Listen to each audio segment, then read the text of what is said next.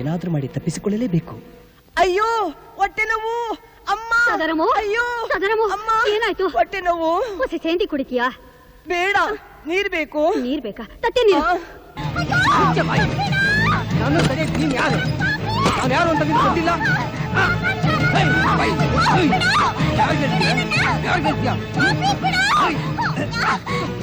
ಈ ನೀಚ ನೀರಿಗಾಗಿ ಬಹಳ ದೂರ ಹೋದಂತಿದೆ. ಆತ ಬರುವುದರ ಒಳಗಾಗಿ ಏನಾದ್ರೂ ಉಪಾಯ ಮಾಡಿ ಇಲ್ಲಿಂದ ತಪ್ಪಿಸಿಕೊಳ್ಳಲೇಬೇಕು. ನನಗೆ ಅಡ್ಡ ಬರ್ತೀನಿ. ಇವತ್ತು ನಿಮ್ಗೆ ಬಿಡಲ್ಲ, ಇವತ್ತು ನಿಮ್ಗೆ ಬಿಡಲ್ಲ. ಮುಚ್ಚೆ ಬಾಯಿ. ನಾನು ಅಂತ ನಿಮ್ಗೆ ಗೊತ್ತಿಲ್ಲ. ಇವತ್ತು ಮುಗಿಸ್ಬಿಡ್ತೀನಿ. ನನಗೆ ಅಡ್ಡ ಬರ್ತೀನಿ. ನಾನೇನಾದ್ರೂ ಮಾಡ್ತೀನಿ. ಅದಕ್ಕೆ ನೀನ್ ಯಾವ? ಮಹಾಜನ್ರೆ, ಈ ಮಾತು ಎಲ್ಲಿಂದ ಬರ್ತಿದೆ ಅಂತ ನಿಮ್ಗೆ ಆಶ್ಚರ್ಯ ಆಗ್ತಿದೆ ಅಲ್ಲ? ನಾನು ಹೇಳ್ತೀನಿ, ನಮ್ಮೂರು ಭೂತಯ್ಯನವ್ರ ಮಗ ಕೋದಂಡ ದೇವಸ್ಥಾನ ವಿಗ್ರಹನ ಕದೀತಿದ್ದಾಗ ನಮ್ ಪೂಜಾರಪ್ಪನವ್ರ ಮಗಳು ತುಳಸಿ ಅಡ್ಡ ಬಂದಿದ್ದಕ್ಕೆ ಸಾಯಿಸ್ತೀನಿ ಅಂತ ಹೆದರಿಸಿದ್ದಾರೆ. ಕೇಳಿ.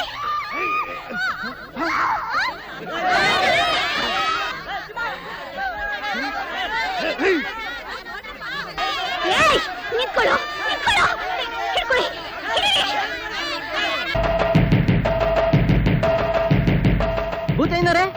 ಭೂತಯ್ಯನರೇ ಬನ್ರಿ, ಹೊರಗ್ ಬನ್ರಿ. ಏನಾಯ್ತ್ರಪ್ಪ? ಏನಾಗೋದು?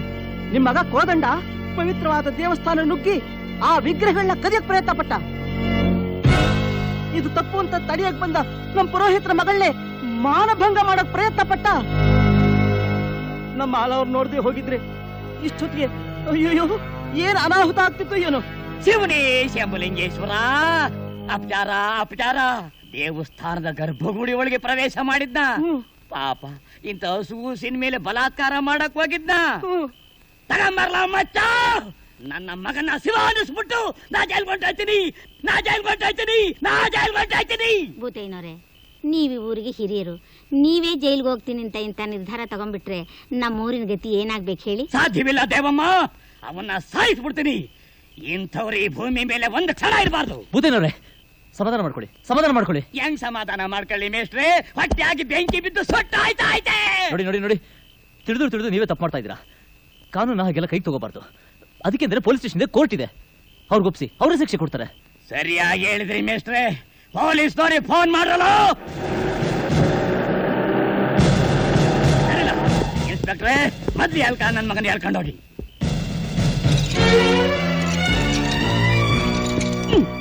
ಅಮ್ಮ ಮಾಲವ್ವ, ನಿನಗೆ ಬರೇ ಕೈ ಮುಗಿದ್ರೆ ಸಾಲದು ಕಣವ.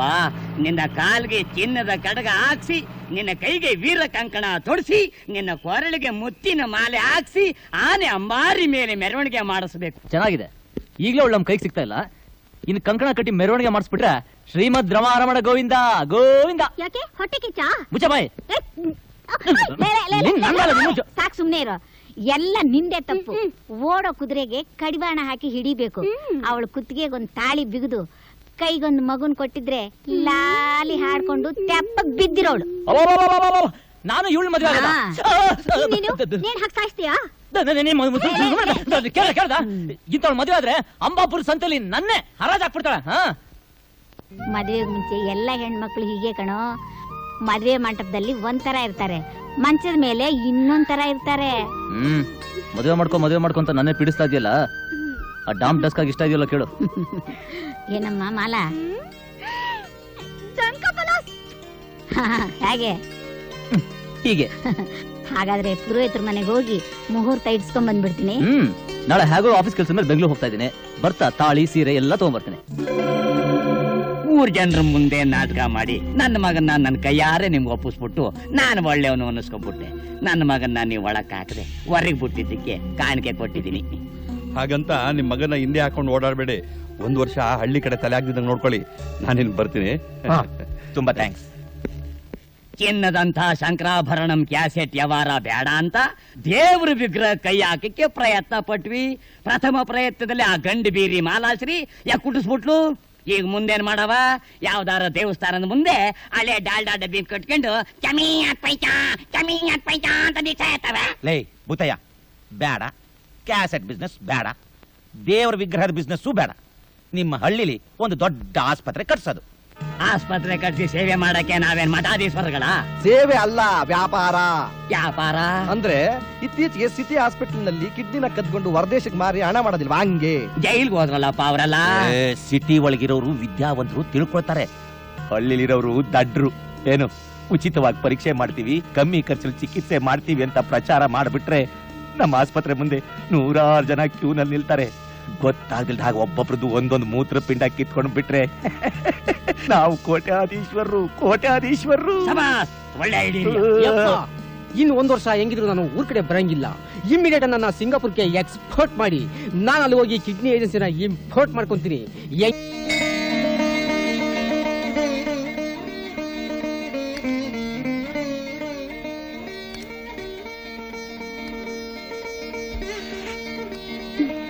ಶೀಘ್ರಮೇವ ಕಲ್ಯಾಣ ಪ್ರಾಪ್ತಿರಸ್ತು.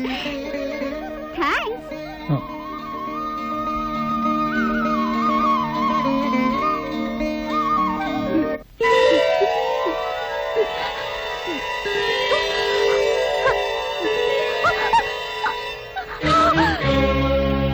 ಅಯ್ಯೋ, ಮಾಲವ? ಮಾಲವ, ಮಾಲವ. ಮಾಲಾ, ಮಾಲಾ,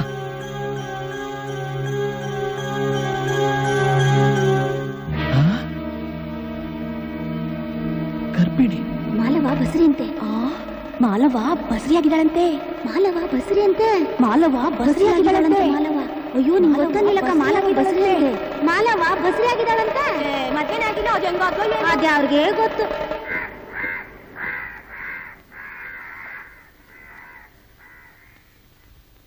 ಮದುವೆಗೆ ಮುಂಚೆ ಹೆಣ್ಣಿಗೆ ಗರ್ವ ಬರ್ಬೋದು, ಆದ್ರೆ ಗರ್ಭ ಬರಬಾರ್ದು ಕಣೆ. ತಂದೆ ತಾಯಿ ಇಲ್ಲದ ಮಗು ಅಂತ ನಿನ್ನ ಪ್ರೀತಿಯಾಗಿ ಸಾಕಿದ್ದಕ್ಕೆ ನನಗೆ ಸರಿಯಾದ ಶಿಕ್ಷೆ ಕೊಟ್ಟೆ. ಮನೆತನದ ಮಾನ ಮರ್ಯಾದೆ ಎಲ್ಲ ಬೀದಿ ಪಾಲು ಮಾಡಿಬಿಟ್ಟೆ. ನಾನು ತಲೆ ಎತ್ಕೊಂಡು ಹೇಗೆ ತಿರುಗ್ಲಿ? ನೋಡು, ನಿನ್ನ ಕೈಯಿಂದ ಒಂದು ತೊಟ್ಟು ವಿಷ ಕೊಡು, ನೆಮ್ಮದಿಯಾಗಿ ಪ್ರಾಣ ಬಿಟ್ಟು ಬಿಡ್ತೀನಿ. ನನ್ನ ಮಾತು ಕೇಳಜ್ಜಿ. ಏನಾಯ್ತಮ್ಮ? ನಿನ್ನ ಮದ್ವೆ ಆಗಿ ಈ ಮನೆಗೆ ಮುದ್ದಿನ ಸೊಸೆಯಾಗಿ ಬರ್ತಾಳೆ ಅಂತ ನಾನು ಎಷ್ಟೋ ಆಸೆಯಿಂದ ಇದ್ದೆ. ಆದ್ರೆ ಮದ್ವೆಗೆ ಮುಂಚೆನೆ ಈ ಮನೆಯಲ್ಲಿ ತೊಟ್ಲು ಕಟ್ಟೋದಕ್ಕೆ ಸಿದ್ಧವಾಗಿದ್ದಾಳೆ ಕಣೋ.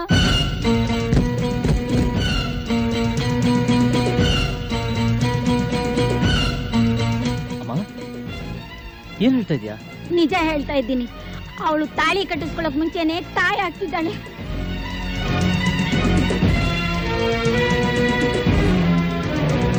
ನೋಡಮ್ಮ, ಇದೆ ನೀನು ನಂಬ್ತೀಯ? ಮಾಲ ಯಾರಮ್ಮ? ನಿನ್ ಮೊಮ್ಮಗಳು. ಅವಳು ಮೈಲ್ ಹರಿತಿರೋದು ನಮ್ರತ್ತಾನೆ. ಇದುವರೆಗೂ ನಮ್ಮ ವಂಶದಲ್ಲಿ ಯಾರು ಆ ರೀತಿ ದುಡುಕಿ ತಪ್ಪಾರಿ ತುಳಿದಿಲ್ಲ, ತುಳಿಯೋದು ಇಲ್ಲ. ಕೃಷ್ಣ, ಹೌದಮ್ಮ.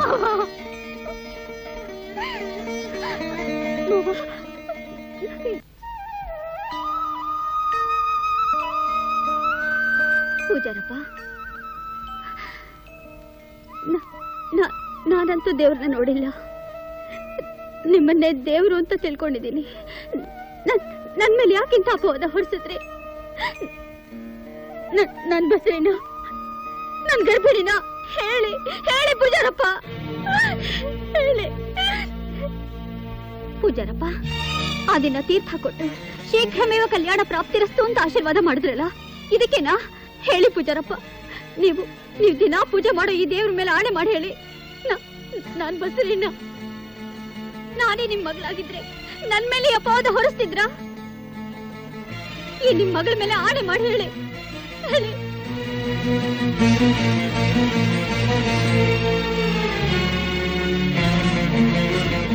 ನೀನು ಬೇರೆ ಅಲ್ಲ, ನನ್ನ ಮಗಳು ಬೇರೆ ಅಲ್ಲಮ್ಮ. ಆದ್ರೆ ನನ್ನ ಮಗಳು ಅನ್ನೋ ಸ್ವಾರ್ಥಕ್ಕೋಸ್ಕರ ನೀನೊಬ್ಬ ಹೆಣ್ಣು ಅನ್ನೋದು ಮರೆತು ಈ ಅಪವಾದನ ನಿನ್ನ ಮೇಲೆ ಹೊರಸದ್ನಮ್ಮ. ನಿಜವಾಗಲೂ ಬಸರಿ ಆಗಿರೋಳು ನೀನಲ್ಲಮ್ಮ, ನೀನಲ್ಲ, ನನ್ನ ಮಗಳು. ಬುದ್ದಯ್ಯನವರೇ, ದೇವಸ್ಥಾನಕ್ಕೆ ಸಂಬಂಧಪಟ್ಟಂತಹ ಜಮೀನಲ್ಲಿ ಬಂದ ಬೆಳೆಗೆ ಕೈ ಹಾಕಿದ್ರಿ, ನಾನು ಬೇಡ ಅನ್ಲಿಲ್ಲ. ಪ್ರತಿದಿನ ಭಕ್ತಾದಿಗಳು ನೀಡೋ ಕಾಣಿಕೆ ಕೈ ಹಾಕಿದ್ರಿ, ನಾನು ಅಡ್ಡಿಪಡಿಸ್ತಿಲ್ಲ.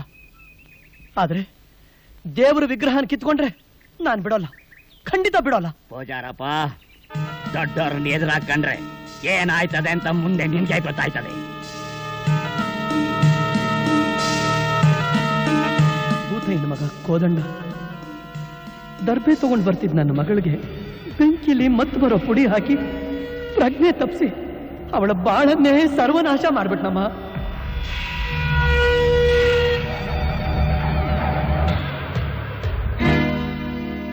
ನಮ್ಮ ಕೆಲಸಕ್ಕೆ ನೀನು ಅಡ್ಡಿ ಬಂದ್ರೆ ನಿನ್ನ ಮಗಳ ವಿಷಯನ ಊರಿಗೆಲ್ಲ ಹರಡು ಬಿಡ್ತೀವಿ ಅಂತ ಹೇಳಿ ನನ್ನ ಹೆದರಿಸಿ ಬೆದರಿಸಿ ಬಾಯಿ ಮುಚ್ಚಿಸ್ಬಿಟ್ರಮ್ಮ. ಅವತ್ತು ಅವರು ಮಾಡಿದ ಕೃತ್ಯಗಳನ್ನೆಲ್ಲ ನೀನೇ ಕಣ್ಣಾರೆ ಕಂಡು ಅವರನ್ನ ಪೊಲೀಸ್ನವ್ರಿಗೆ ಹಿಡ್ಕೊಟ್ಟು ದ್ವೇಷಕ್ಕೆ ಪವಿತ್ರವಾದ ತೀರ್ಥದಲ್ಲಿ ಮತ್ತು ಬರುವಂತ ಔಷಧಿನ ಬೆರೆಸಿ ನಿನಗೆ ಕೊಡಿಸಿ ದೈವ ಸ್ಮರಣೆ ಮಾಡುವಂತ ನನ್ನ ಬಾಯಿಂದ ನಿನ್ನ ಮೇಲೆ ಅಪವಾದ ಬರೋ ಹಾಗೆ ಮಾಡಿಸಿ ನಿನ್ನ ಊರಿಂದಲೇ ಓಡಿಸುವಂತ ಪ್ರಯತ್ನ ಮಾಡಿದಾರಮ್ಮ ಆ ನೀಚರು. ನನ್ನಿಂದ ನಿನಗಾಗಿರೋ ಅನ್ಯಾಯಕ್ಕೆ ಆ ದೇವ್ರು ನನ್ನ ಕ್ಷಮಿಸೋಲ್ಲಮ್ಮ, ನೀನೇ ನನ್ನ ಕ್ಷಮಿಸ್ಬೇಕಮ್ಮ. ಪೂಜಾರಪ್ಪ, ನಿಮ್ ಮಗಳ ಶೀಲನ ಯಾರು ಹಾಳು ಮಾಡಿದಾರೋ ಅವ್ರ ಕೈಯಿಂದಲೇ ಅವಳಿಗೆ ತಾಳಿ ಕಟ್ಟಿಸ್ತೀನಿ. ಅವರು ಮಾಡಿರೋ ದ್ರೋಹನ ಬಹಿರಂಗ ಪಡಿಸಿ ಈ ಊರ್ ಬಿಟ್ಟು ಓಡಿಸ್ತೀನಿ.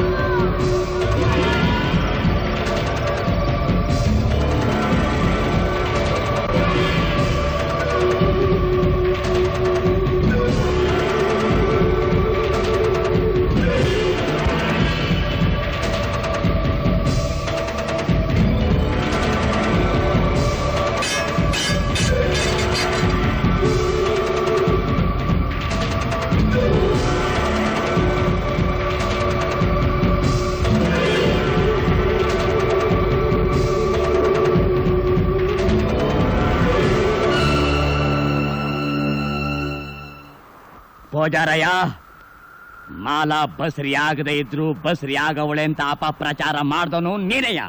ಈಗ ಅವಳು ಅವಮಾನ ತಾಳ್ಲಾರ್ದೆ ಊರ್ ಬಿಟ್ಟು ಹೋಗವಳೆ ಅಂತ ಪ್ರಚಾರ ಮಾಡಬೇಕಾದನು ನೀನೆಯ. ಭಗತರು ದೇವಸ್ಥಾನಕ್ಕೆ ಬರೋ ಟೈಮ್ ಆಯ್ತು, ರಕ್ತ ಎಲ್ಲ ಒರೆಸ್ಬಿಟ್ಟು ಕ್ಲೀನ್ ಮಾಡ್ಬಿಡು. ಈ ದೇಹನ ಗುರುತು ಸಿಗದಂಗೆ ಸುಟ್ಟಾಕ್ಬಿಡ್ರಲ್ಲ. 10 ಜೊತೆಗೆ 11, ಅದ್ರ ಜೊತೆಗೆ ಇನ್ನೊಂದು.